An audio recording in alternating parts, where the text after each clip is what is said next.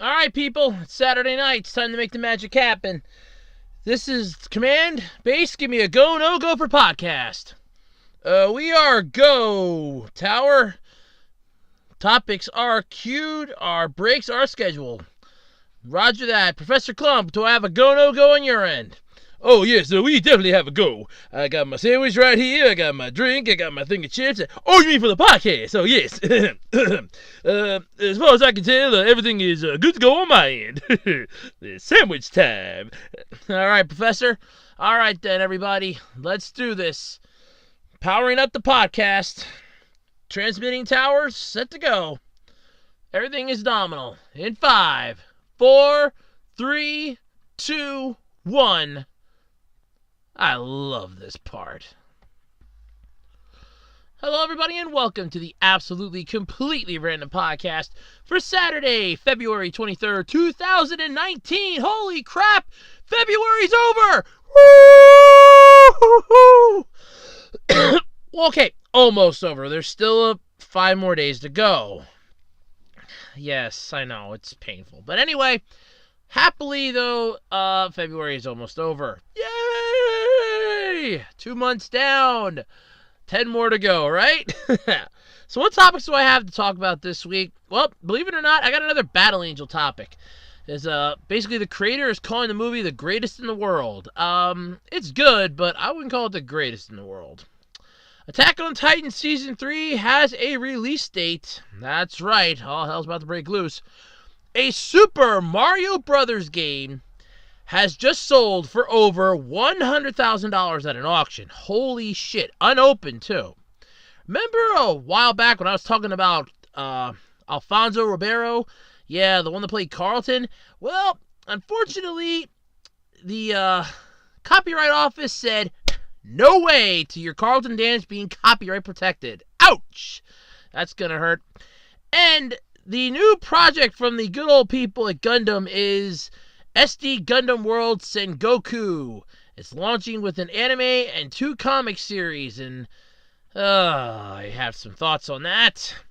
All this and maybe more this week on the absolutely, completely random podcast. Don't forget, outside podcasting time, you can also communicate with me on my Twitter page, @OtakuRoads, and via the Web Designer 18 Facebook page. Don't forget, you can also talk to me here on the discussion section on my YouTube channel, because I like talking with my fans and my viewers. I want to know what you have to say, and I want to know how your time goes. Don't forget, you can also check out my eBay page if you're also interested in some of the stuff that I sell, but then again, who really is? It's mostly just junk that I don't really want, but then again, one person's trash is another person's treasure. You never know. So, you can also check out my eBay page, ARHOADS-2012 on eBay. So, yeah. So, let's get into the podcast, shall we? Alright, so let's talk about how my week went.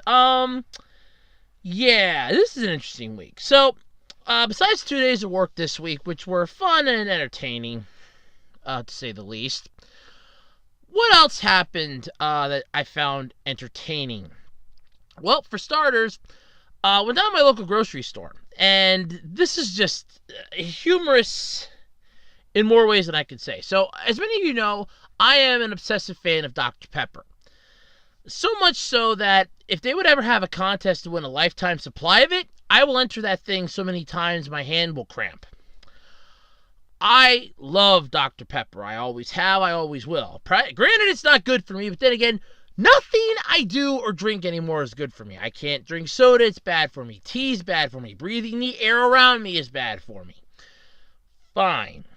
I drink it. It's the one vice I have left in my life. Let me have it. Anyway, my local grocery store had Dr. Pepper on sale. Granted, it wasn't exactly much of a sale, though. It was on sale for $1.97 instead of it being $1.99. However, the sticker, which, if I had the hindsight to put it up right about now, because I probably will, because I still have it, has down that I'm saving 50 cents.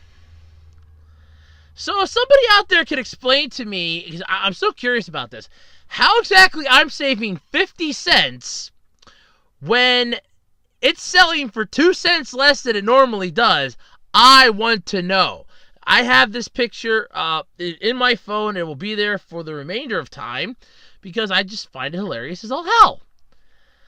But that wasn't the end of the weird shit that happened to me this week. So, that was just Tuesday. Yes, so like M. Bison from that crappy Street Fighter movie, the day that he took over your village, it was the worst day of your life. But to him, it was just Tuesday. Now, for me, that was just Tuesday so far. Wednesday was uneventful, work and everything else. Thursday, again, uneventful. Friday, uneventful. Today, I went to the Dollar Tree. Now, I love the Dollar Tree. I have no issues with the Dollar Tree. I will always go to the Dollar Tree if I need some quick stuff. Some like really cheap power cables, light bulbs I can get for $1. Some snack food, stuff like that. I will go to the Dollar Tree like there's no tomorrow. So I went today, like I do every now and then on a Saturday, and I was checking out. Now, there was a long line of people behind me. They had one register open until the cashier rang for more help, and more help arrived. And somehow, I think it had to be the person ahead of me or the one ahead of her. Somehow, somebody forgot a can. And it got lumped in with my stuff. Now, for those of you that don't know how the Dollar Tree works, they don't give you a refund. It's basically you go, you pay, you walk out. If you have an issue with your item and it's unopened, they will exchange it for the same item.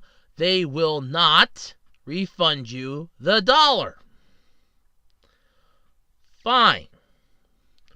Normally, I wouldn't mind if something of somebody else's got thrown onto my thing by accident. I didn't even see the damn can.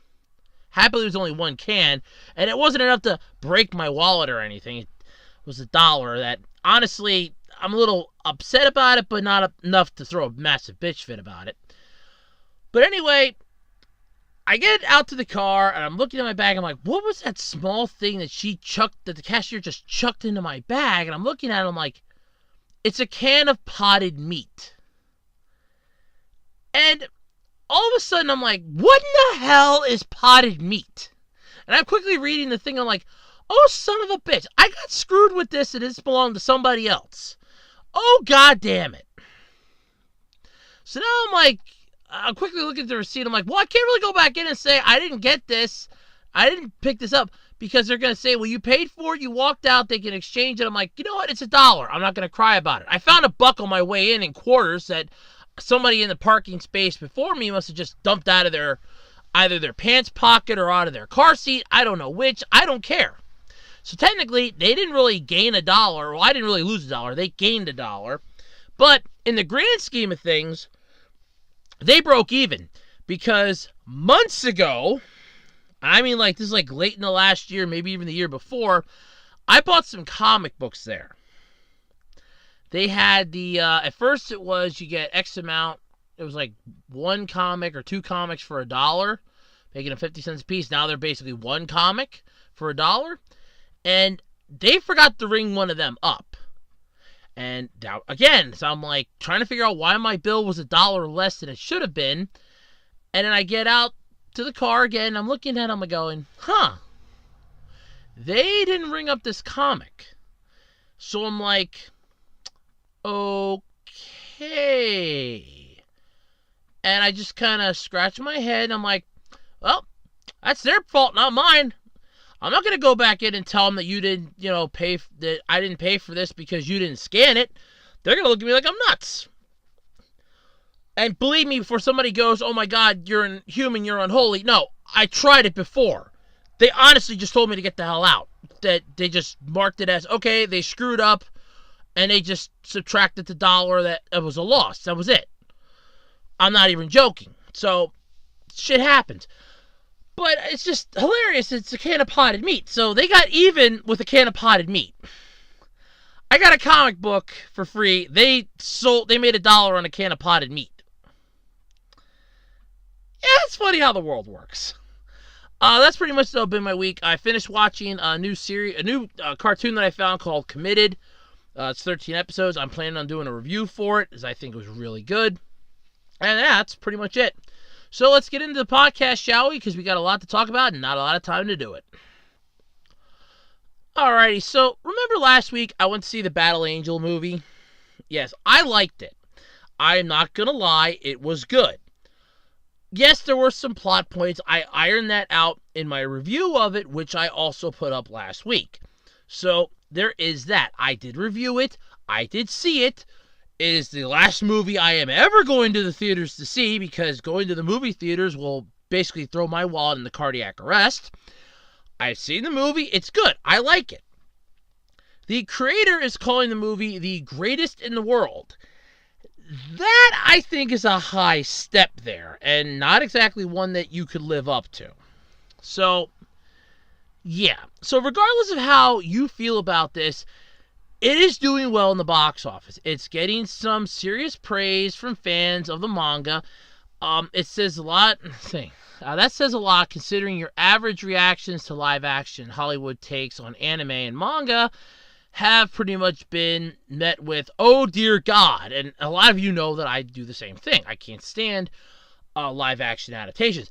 But this, I knew nothing about the series going into it, and I liked it. I went into it as a science fiction film, and I loved it. I'm not even joking. It was damn good. Japanese media reports that creator Yukito Kishihiro is very satisfied with James Cameron and director Robert Rodriguez's adaptation of his material. How satisfied, you ask? He had to say on stage at the Japanese premiere screening, and I quote here, thanks to the great staff, it has become the greatest movie in the world. Every time I see it, I can find something new. The composition is amazing. All scenes are special, and there are no unneeded ones. It is so exciting that I can't believe that I created the original story. End quote. It's good. I'm not going to lie. It's damn good. Like I said, I've seen it. Do I think it's the greatest in the world? That opens up a can of worms, because I could say yes, and then another movie could come out that could be the greatest in the world, and then I'd be having to step back on my original yes. I could say no, but then I make myself out to be a liar. So at this point, I could say, I'm not saying anything, because I'm not going to shoot myself in the foot on this one. Now, yes, I'm not going to lie. A lot of stuff like this does come with its own fair share of problems. Every live-action adaptation has issues, and as I said before, a lot of people aren't happy with the way a lot of them have been done. This one was already met with such a lukewarm reception before it came out due to the massive failure that was Ghost in the Shell. We all know how bad that thing bombed at the box office. Scarlett Johansson couldn't save that on her good day. There was no way she was saving that movie. But the fact that it's being praised not only for how it was done by fans, but by the creator himself, that's saying something. It's like, you know what? They did a fantastic job about this. Because let's all remember the one major live-action adaptation we got, Dragon Ball Evolution. Toriyama hated that so bad, he felt sorry for the fans. He created Super. That was the whole reason why we got Battle of Gods, which led into Super, was because he felt sorry. He wanted to make amends for that. Then he goes and retcons the whole goddamn origin with Broly, but that's a story for another day. So this isn't the first time that Kishihiro praised the film's execution. He's previously stated the core part of the manga was brilliantly passed on to the film, including the characters, emotion, and raison d'etre. They were perfectly reflected in the film, so I was very happy. I liked it, and like I said, it was a good movie. I know a lot of people complain about the giant eyes that Alita has, but honestly, they grew on me throughout the movie, because for me, I mostly just watched it, like I said, as a science fiction movie. It was a good movie for the fact that you could get immersed in the story and completely forget you're watching something based on something else. It just, oh my God, this is so good. Oh my God, I forgot that I'm even watching this. And I'm just blowing my mind of like, dear God, this is good. So, yeah, I went into this with good, intentions, and I was not disappointed with what I saw. I liked it. I thought it was very good. And I've seen Dragon Ball Evolution. Before somebody goes, you've never seen another live-action adaptation. No. I've seen Dragon Ball Evolution. I watched G-Savior. Somebody had it up on YouTube. I watched it. That was god-awful. I watched parts of the Attack on Titan movie because it was up in parts on YouTube. I watched the one Rurouni Kenshin movie. So I've seen live-action adaptations. They're not the world's greatest. This one, on the other hand, it's one of those, it just slid in through the cracks. And that crack was pretty damn wide with Ghost in the Shell causing a majority of it. And this one just slid right through, slid right in. It's like, whoop, and done. It slid through the crack, and it's going to prove that it deserves what it gets. It's well done, well written. I reviewed the crap out of this thing. If it gets a sequel, I'll wait till it comes out on DVD and I'll review it then. Because I'm not going to the movies anymore. $27.50 was too damn much for me to go to the movies. But either way, I agree that it's a good movie. Calling it the greatest in the world, though, I kind of have to call you out on that one and say no.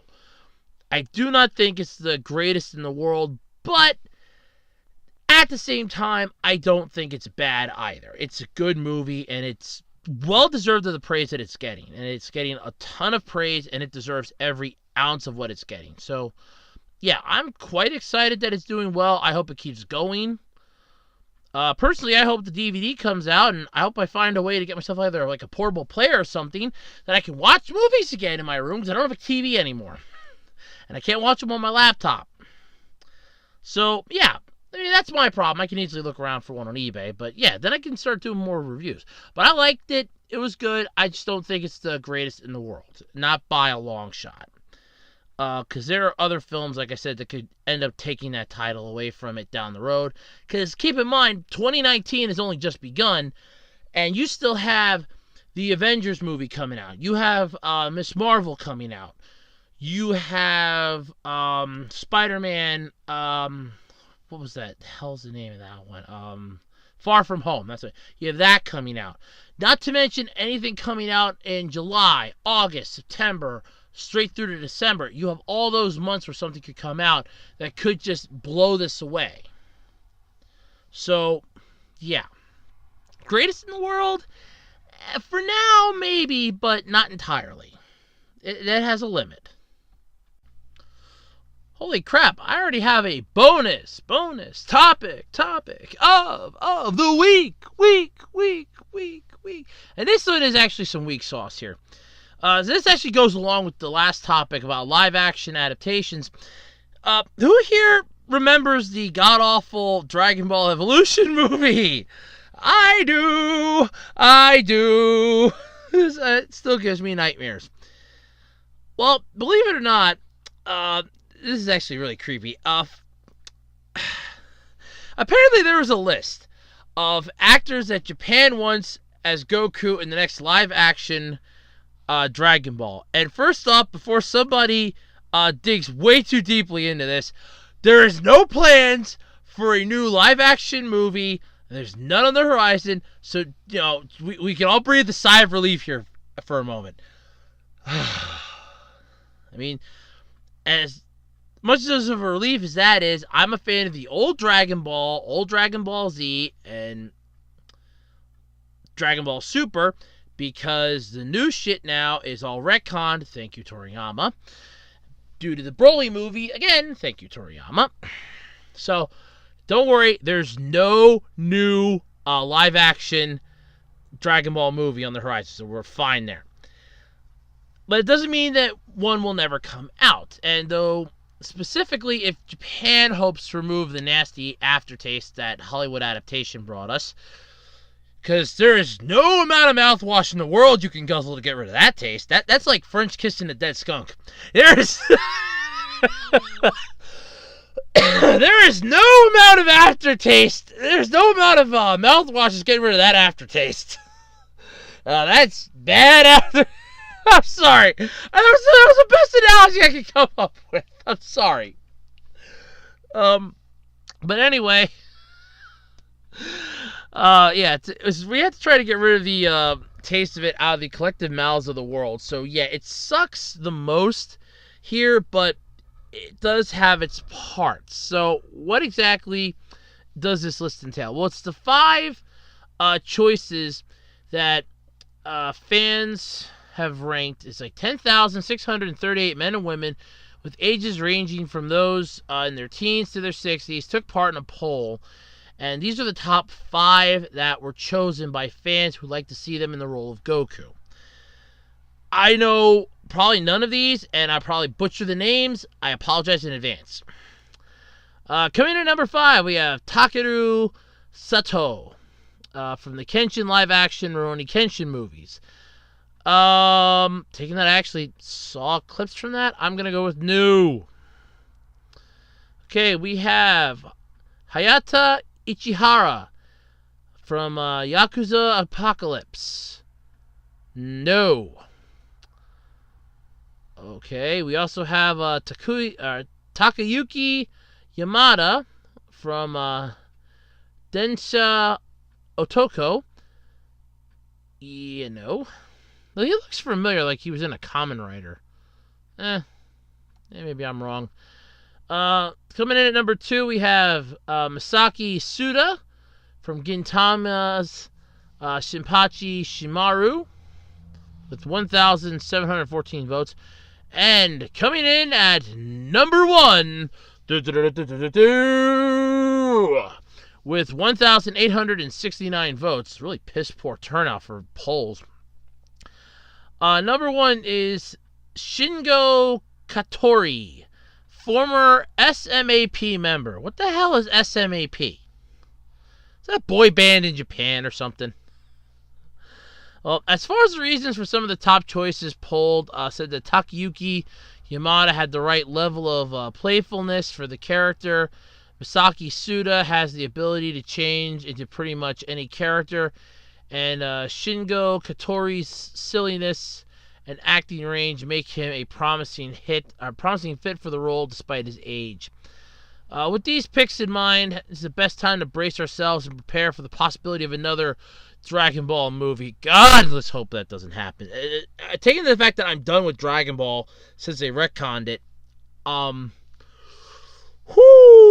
let's hope we don't have another one, because I don't think I could handle that. I don't think the world is ready for another one. The world wasn't ready the first time for it. I know for a damn fact the world will not be ready a second time, no matter how much they prepare, because that was just not welcomed the first time, and it sure as hell ain't gonna be welcome the second time. Oh my god. Yeah, so let's hope that doesn't happen, shall we? We can hope, right? I guess so.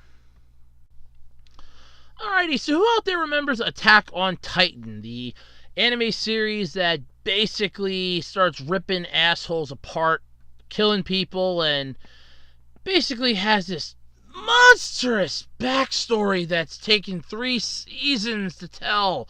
Well, 2.5 so far, because season 3 was split into 2 parts. And part 2 has finally got a release date. That's right! Part 2 finally has a release date after, I want to say, months of people begging. I mean, it's almost like the Rick and Morty of this. It will be premiering on April 28th of this year. Wow.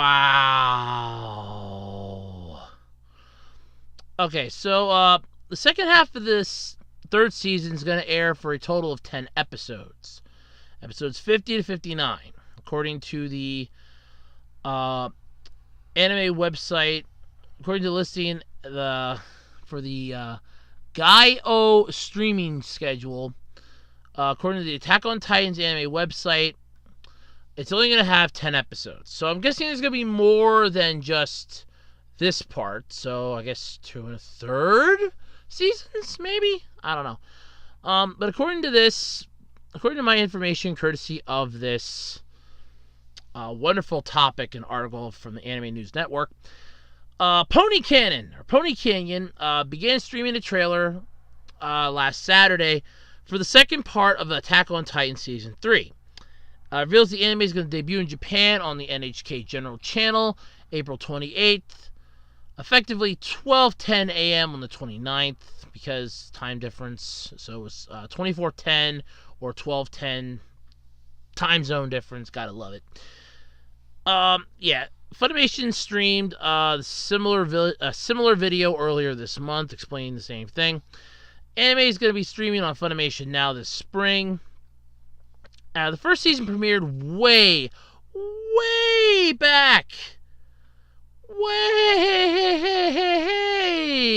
in 2013. The second season in 2017, and the first part of the third season last July.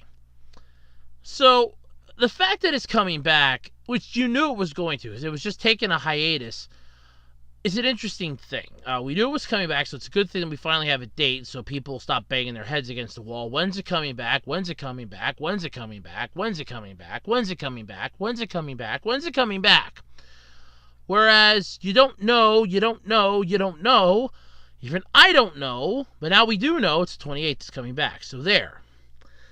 That also doesn't mean, though, necessarily a good thing for many of the fans of Attack on Titan, because the break could actually hurt more than help due to the fact that it was so long of a break.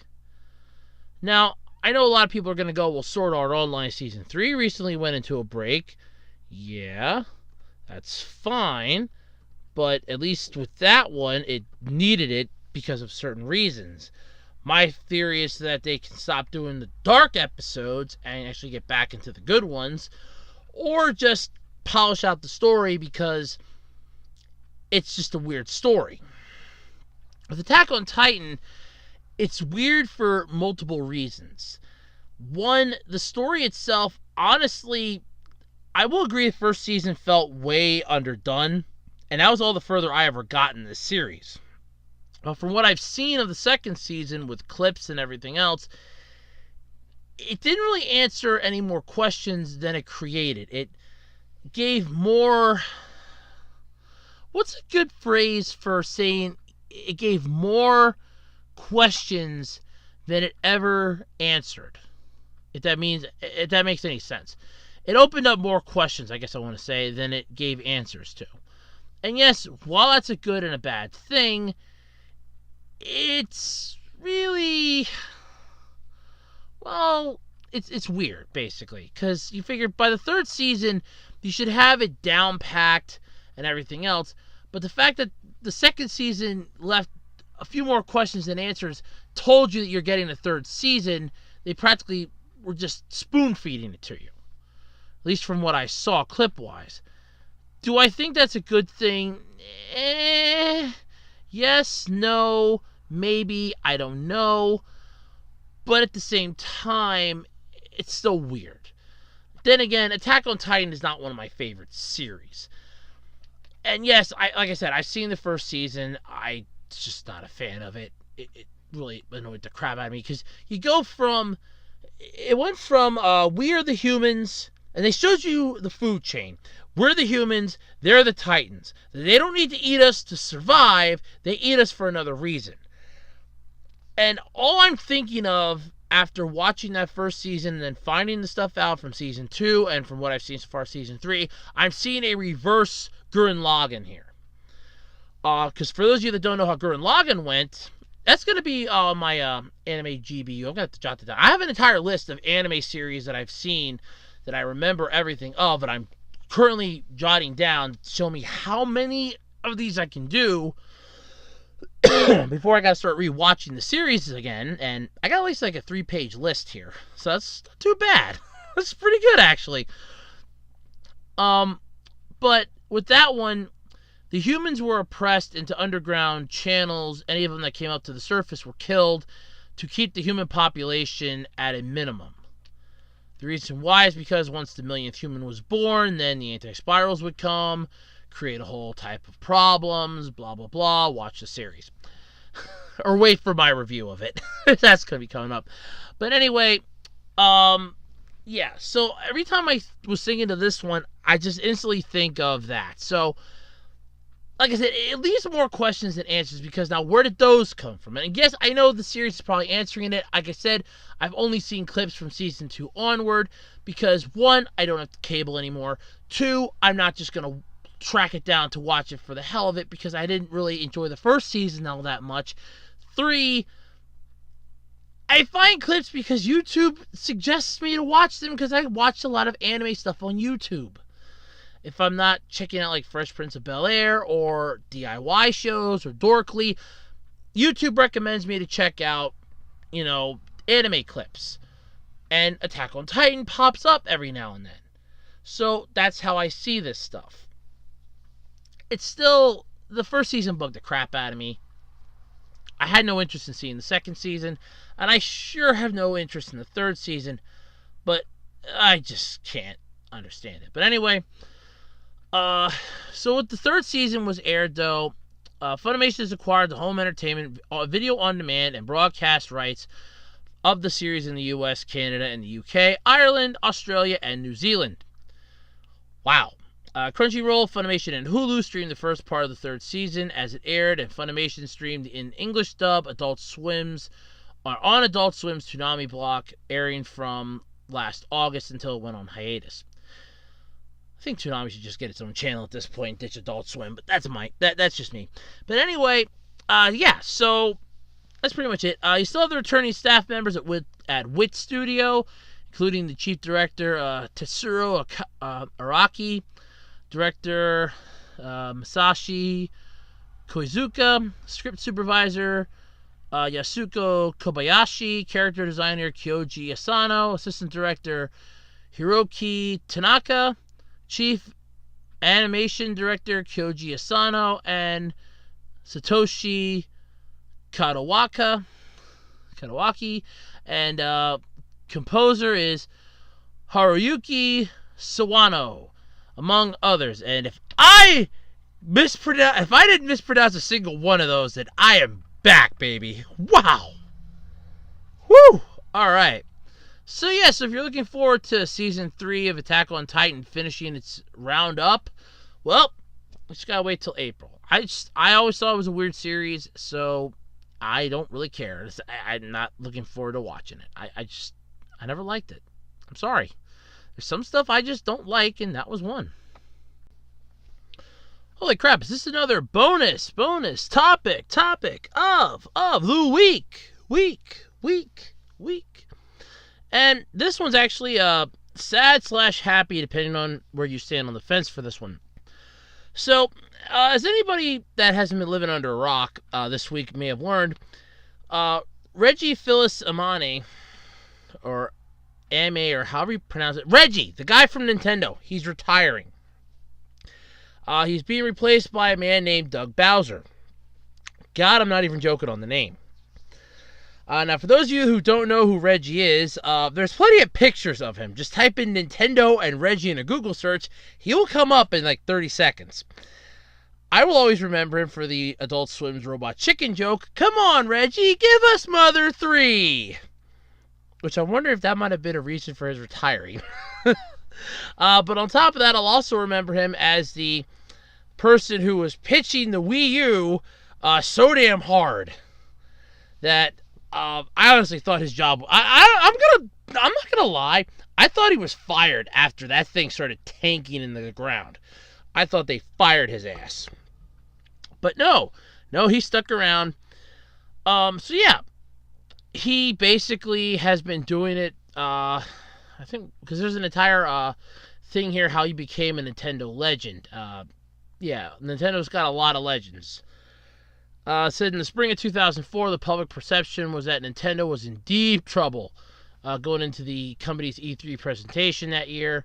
Fans wondered which of the company's heroes might appear in its time of need to save it. Mario, Link, Pikachu.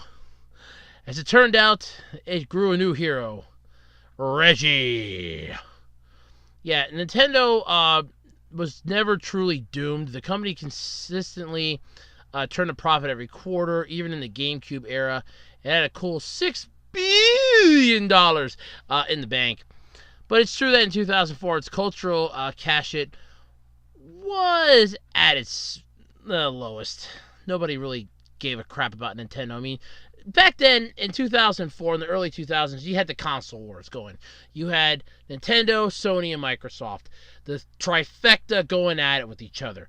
If Microsoft came at one end, Nintendo was there beating their asses back. Then if Sony came down, Nintendo was trying to fend them off. Then if Microsoft and Sony were going at it, Nintendo just sat back and watched. Pretty much what's going on now. So, entered Reggie. He was the big man. He was the huge cheese. He came off as, honestly, I'm not going to lie, a bit wonky. But yeah, so he was hired by the company at the end of 2003 and is leaving now. He put out an entire video explaining how he was leaving. He's thanking all the fans. I will always just remember him, like I said, from the joke, "Come on, Reggie, give us Mother 3." And I will always love that joke. Yeah. But I honestly think that... and I'm not going to lie, I thought that his ass was grass after the Wii U started tanking. Then again, because he was the one that I remember correctly, he was the one that was on stage pitching it. He's going, this is the greatest, this is going to be the greatest console that we have ever made. This is going to be the, best console that we've ever done. You're going to be able to do all this. But yes, and before somebody goes, well, they do that for every console. Yes, they do that for every console, but do you have a person that's up there basically pitching this and going, this is the greatest thing in the world, it's so beautiful, isn't it? It's so wonderful, it's beautiful, it's breathtaking. No. He was doing that, and that's, like I said, I thought his ass was fired when it started tanking into the ground because it just did not go over too well. But yeah, so that was a major shock to me that he was still around. But he announced that he's retiring. He's going to be stepping down on April 15th. He's going to be replaced by marketing man Doug Bowser. Yes, so Bowser's one step closer to controlling and beating Mario, I guess. So, Reggie has been with Nintendo for 15 years. He became an instant gaming celebrity when he took the company's stage at E3 2004 and declared, "My name is Reggie, and I'm about kicking ass, I'm about taking names, and we're about making games." Yeah, cringeworthy by now standards, but that's pretty good back then.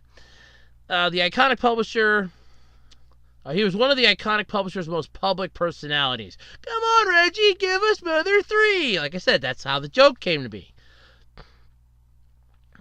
Here's a requisite piece. Here's the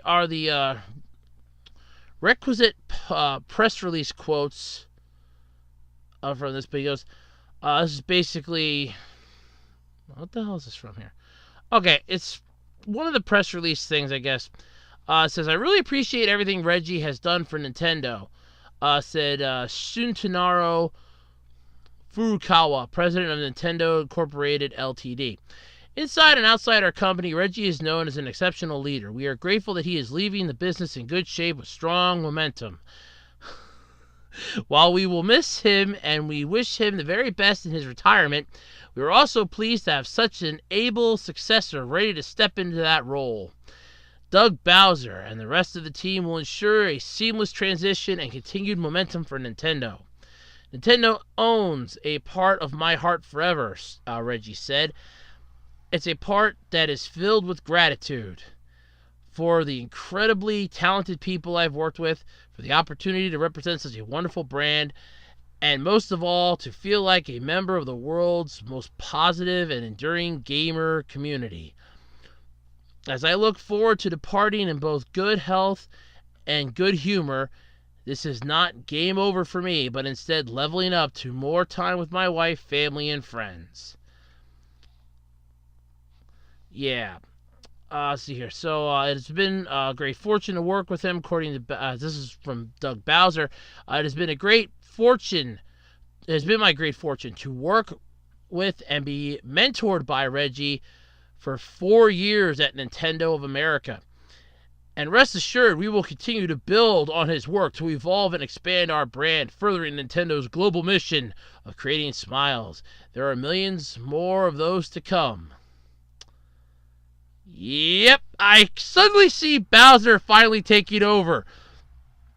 And that's the new joke, is that, we have Bowser who's going to be taking over. So Reggie's retiring from Nintendo to basically spend more time with his wife and family, which is fine. So that's what a lot of people do.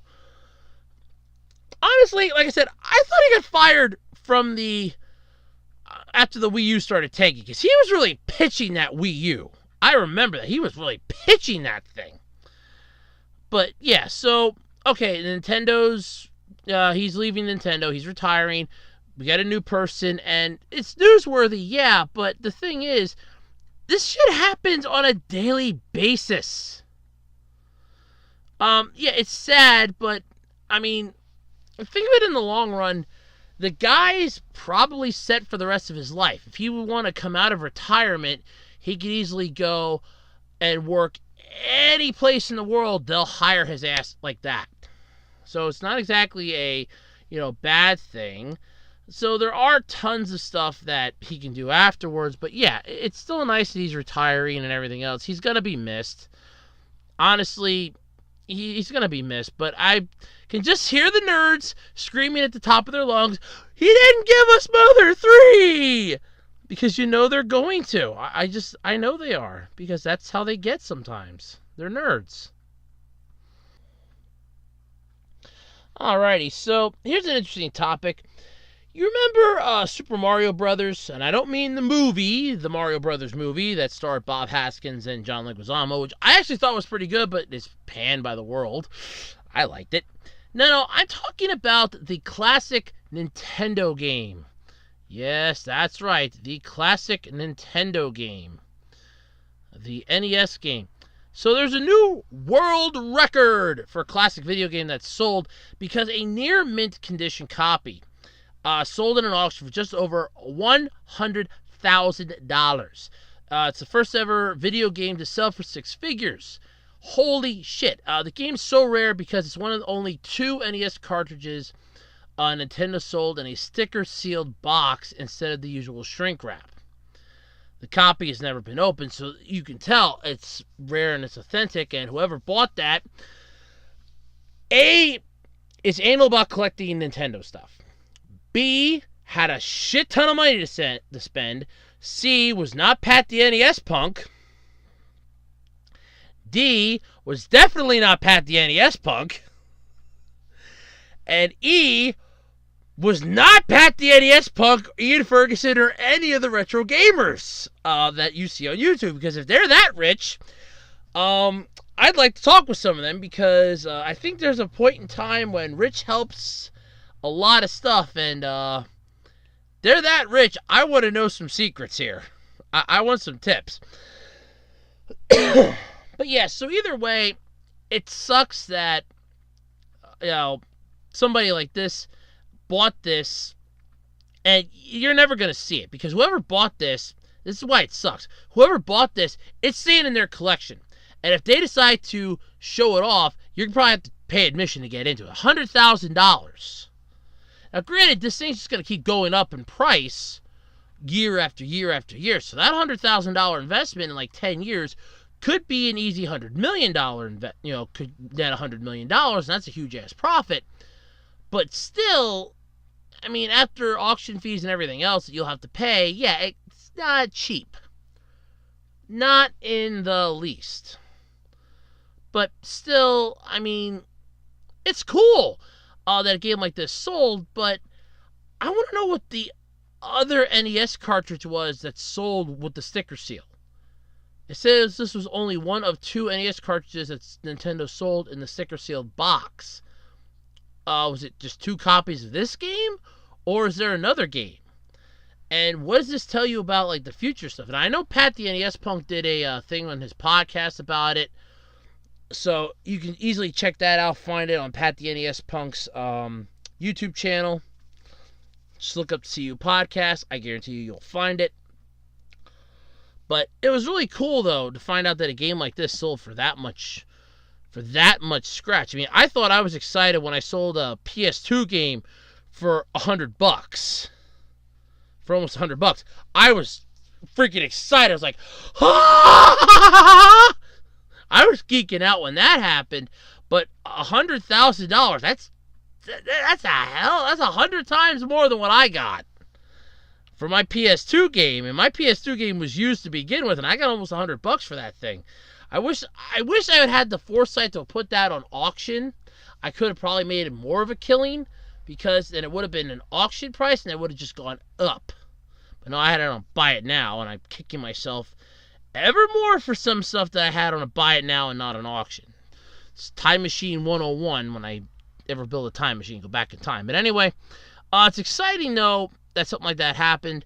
This is going to get a lot more retro gamers interested in trying to track down older games, especially those that are going to be in this solely for the profit and solely for the money.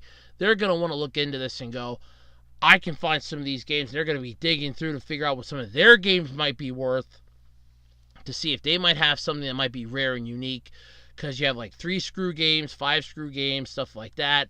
So if they find something that's really rare, they'll try to get it. Though I think most of the information on those are pretty well known, documented, and done by now. But still, $100,000 is a huge hell of a lot of money for a game. So that's not bad at all. I mean, that's kudos for that. Above and beyond. That is massive. That's just massively cool. Okay, so remember, I think it was last year, like in December, when I brought up the subject of the whole Fortnite bullshit, where you had Carlton, a.k.a. Alfonso Ribeiro, and he was attempting to sue Fortnite because they, quote-unquote, were stealing his dance. And he wanted money, he wanted compensation, he wanted to copyright this, along with that, whatever the hell it was, kid that does the floss dance. Yeah. Well, bad news for Alfonso here. So, Carlton, get ready to hear some horrible news. You can't copyright the Carlton Dance. Yeah, so he was suing 2 different video game makers over it. NBA... suing Take-Two Interactive, the makers of NBA 2K16, and the Fortnite people, over this dance because he says they were illegally making use of the dance. However, the documents denying the copyright, saying that the moves in the Carlton represent a simple dance routine rather than a work of choreography, which can be copyrighted. So, because the Carlton Dance is just you moving your arms and moving your legs and hips, that's not exactly choreographed, it's just regular dancing. However, a hearing on the motion to dismiss is scheduled for March 18th, so you never know what the hell's going to happen here. But keep in mind, though, he did make this dance way back in the 90s for the Fresh Prince of Bel-Air sitcom where he played Carlton Banks. But still, I mean, it's a dance move. In this day and age, like I said back then, be happy if somebody in this day and age that's a kid knows what this is from, and they can go, I'm doing the Carlton. Do you know what it's from? Yeah, the Fresh Prince of Bel-Air. If they can say that, and they're under 30, take that as a damn win. I wouldn't even have looked a gift horse in the mouth on this one.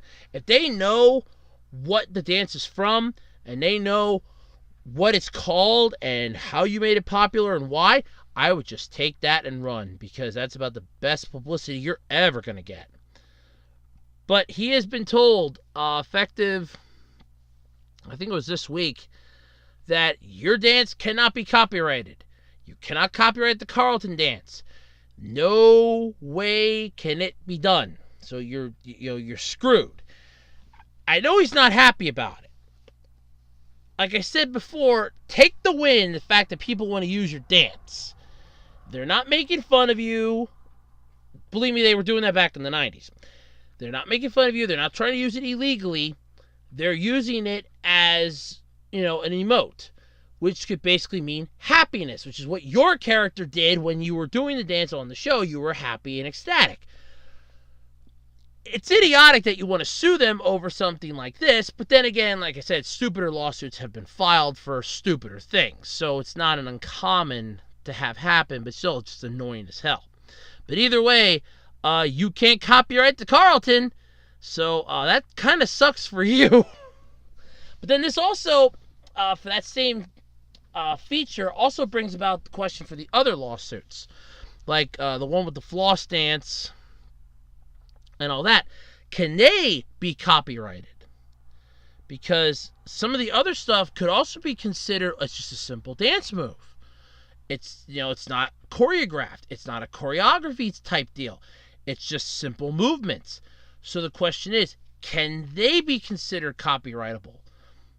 So him not being allowed to copyright his dance actually is opening up the doorway and the questions of, can any of these be copyrighted because they're just simple dance moves, they're not choreographed?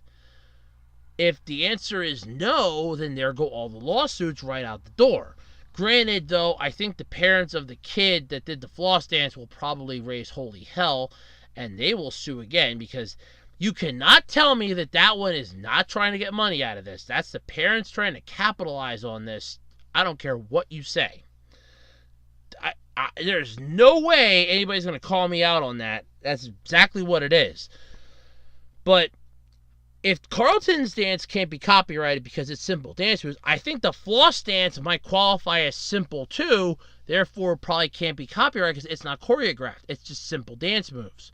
So if that's the case, none of them are going to have a lawsuit. They're all basically going to be frivolous lawsuits that can be thrown out in court.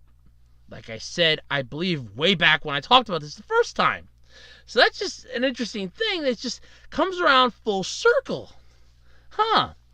Took all this time to find out that your dance is simple dance moves. I mean, did they get like an expert to come in and look at the dance and go, well, you teach dance in a public institution? Does this look like it's choreographed? Oh, hell no. Perfect. That's all we needed to hear. I mean, I don't think they did it like that. I think they probably had like experts that observe like the footage and everything, observe the dance moves and everything to see if it's something that was choreographed or just simplistic. And that's what they're going off of. But like I said, if it's going to be proven that it's a frivolous lawsuit, then that brings all of them into question. Therefore, they're all screwed. So it hurts everybody in the end, even though you're the one that wanted to sue them. Great job there, geniuses. But yeah, so hopefully we'll have more information when the hearing for dismissal comes up next month. Who knows? Maybe it'll be some more information by then. It'd be nice to know how this whole thing ends in one fell swoop, right? Oh well, I guess we'll find out next month. Alright, so I know that there's a thing I talked about, I think it was last month sometime, about a project for a Gundam, something coming up, and I believe this is what it is. So, back in the day, there was a horrible Gundam series. It was CGI, really crappy CGI too. I mean, in all honesty, if you want better examples of CGI than this, I would go with Zentrix, Cubics, oh Christ, at least Cubics, definitely. Zentrix, Cubics, what was that? Heavy Gear. Those three are better signs of what CGI was in this, and that was called SD Gundam Force. Well, if you like the super deformed Gundam units and the super deformed Gundam thing in general, you're going to love hearing this. So, the Gundam Info Portal site announced on Saturday, which would have been yesterday, their time, not ours, that the SD Gundam World Sengoku Sogasuden project will launch internationally with anime, comics, and plastic model kits. Loosely inspired by Chinese historical novel Romance of the Three Kingdoms but with super deformed Gundam units.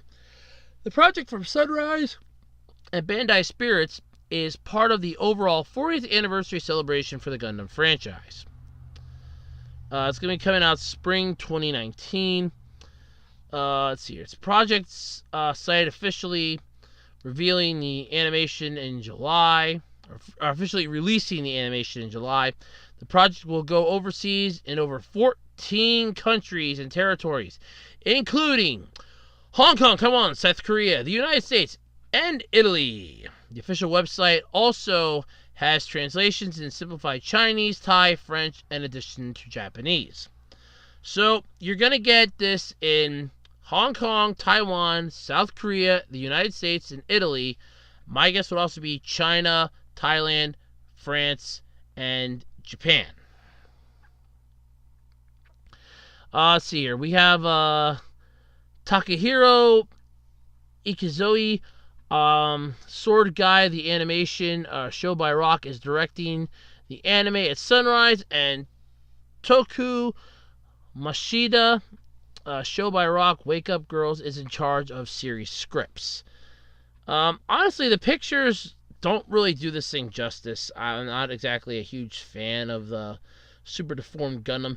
While they are nice, it's just that every time I see it, I'm instantly taken back to that SD Gundam Force. And that was god-awful. For more ways than I care to even admit, it was god-awful, and it was just horrible for multiple things.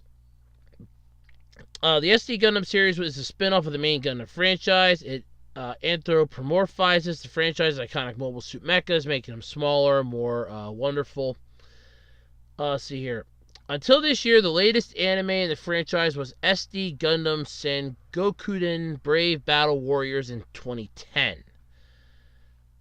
I'm assuming it's just for the super deformed because if memory serves, Unicorn came out. You had Iron-Blooded Orphans, Reconquista G, so many other ones than that. And I didn't even get to finish Reconquista G. That was good.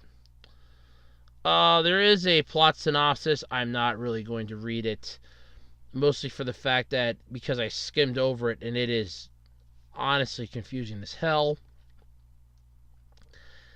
I honestly have my main issue with these is that they dumb down the series. If it's going to be an anime, that's fine.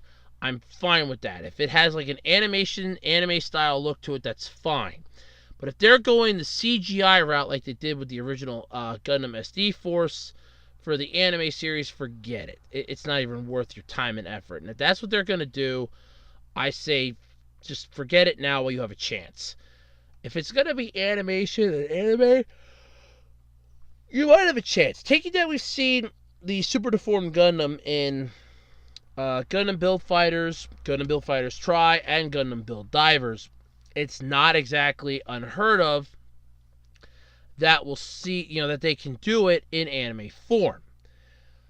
It's more or less a question of how are they going to do it, when are they going to do it, and are they just going to keep it that direction or go back to what they had originally?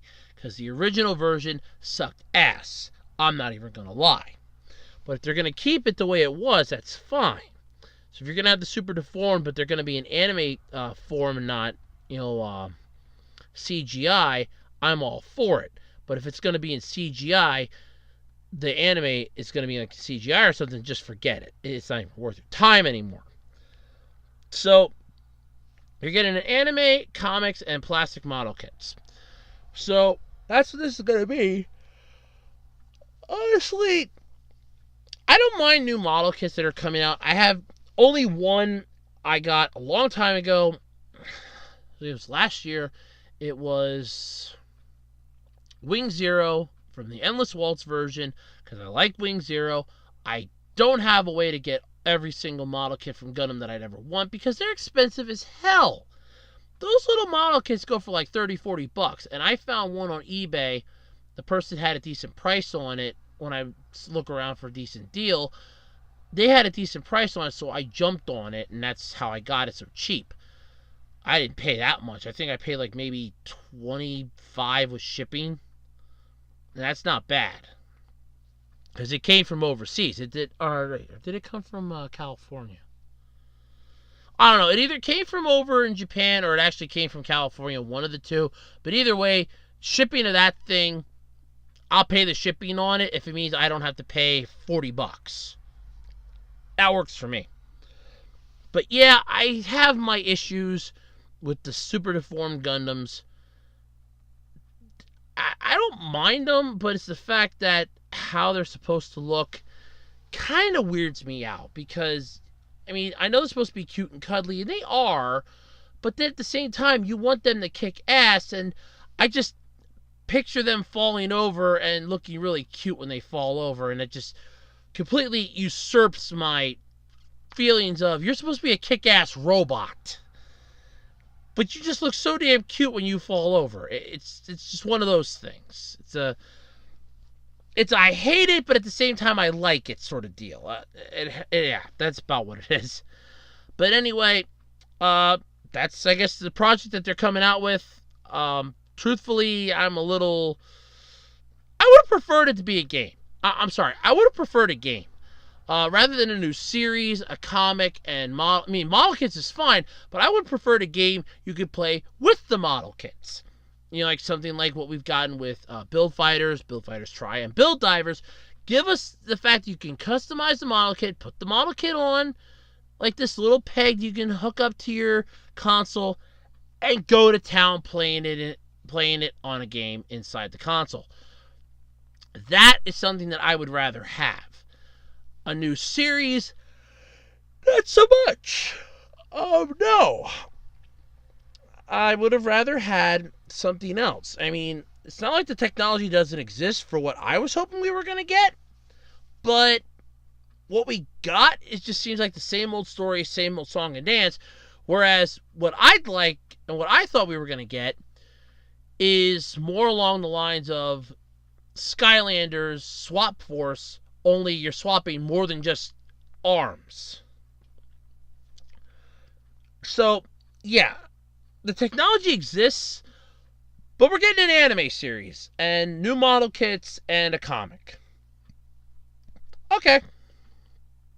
Not the stupidest thing I've ever heard in my life, but it's up there. It's up there. Alrighty, everybody, that's going to do it this week for the Absolutely Completely Random Podcast. I'm starting to yawn, so I'm getting tired. It's time for me to return to my crypt and get a little bit of sleep. I must sleep the sleep of the just. No, I'm just getting a little on the tired side. So yeah, but thank you all for submitting your questions for this month's Q&A video. I am planning to record it either Sunday night, Monday night, or Tuesday night, and I will have it up for you by Thursday at the latest, because so long as my schedule provides and allows, I do not have to work on Thursday. But either way, I can't work on Thursday because I have to do something else Thursday morning. So yeah. But anyway, thank you all for submitting your questions, and don't forget, if you have any topics you'd like me to talk about that you find throughout the week that you want to hear me give my 2 cents on, let me know in the comments section below. You can put those down. Just remember, though, now you have to be careful with the comments on YouTube videos because they want us to police our own comment section. Yes, it's something new that they just came up with this week. It's not fun. But anyway, just be careful with your replies and comment sections on my videos. Otherwise, they will delete the ability for anybody to leave comments on my videos. So please be wary of that. Because I like the comments. I like being able to communicate with the viewers and my fans. I do like that. It really helps. But anyway, if you have any topics that you'd like to hear me give my 2 cents on, let me know in the comment section below. You can also email them to the podcast email, acrpodcast@gmail.com. Plot them up on the Facebook wall for the Web Designer 18 Facebook page, or just send them to me on my Twitter page, at Otaku Roads, or at Otaku Roads, or however you want to pronounce it. I've heard it both ways. At Otaku, I've heard Otaku and Otaku. So I'm going to keep calling it Otaku because it's like a long A, or Otaku. I've heard it both ways. I don't know which is right. I think it's sort of like that potato thing. As far as I'm concerned, I know what I'm talking about, and a lot of other people do too, so that's all that matters to me. But yes, you can submit anything there as well. Thank you all again for your questions for the February Q&A video. I'm looking forward to recording that. And until next time, I'm Andrew Rhodes, and this has been wrong show. This has been the Absolutely Completely Random Podcast. I'm more tired than I thought. I almost did the wrong show. Thank you all so much, and I will catch you later. Bye, everybody.